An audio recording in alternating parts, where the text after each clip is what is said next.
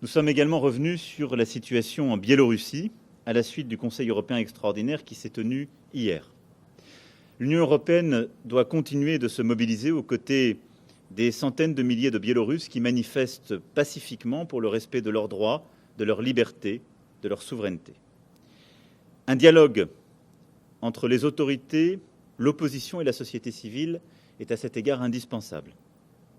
Nous souhaitons que ce dialogue puisse être mis en place par les Biélorusses eux-mêmes, mais l'Union européenne se tient prête néanmoins à accompagner celui-ci si notre rôle de médiation peut être utile et souhaité par les Biélorusses, avec d'autres institutions, notamment l'OSCE, et en incluant la Russie dans un dialogue exigeant comme nous avons pu le faire, Madame la Chancelière comme moi-même, et encore ce matin, le président Charles Michel, qui a eu l'occasion d'appeler à nouveau le président Poutine à l'issue de notre conseil d'hier.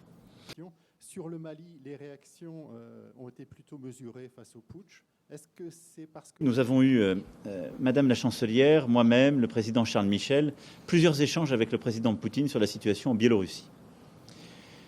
Nous attendons d'abord un dialogue franc, parce que nous avons la conviction que la stabilité et la possibilité d'une relation entre l'Union européenne et la Russie se joue aussi sur ce dossier.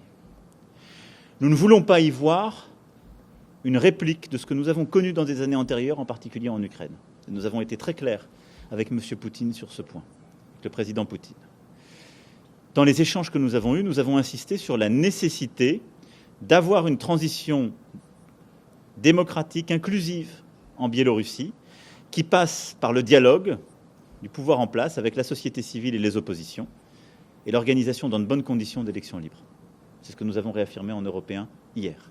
Et nous sommes prêts à apporter toute notre aide et notre médiation à cet égard. Nous avons aussi proposé à la Russie que l'OSCE soit impliquée pour une médiation. Et je peux dire que la réponse du président Poutine a été favorable à cette proposition que nous avons faite. C'est, selon ses dires, le président Loukachenko qui est aujourd'hui réticent. Right.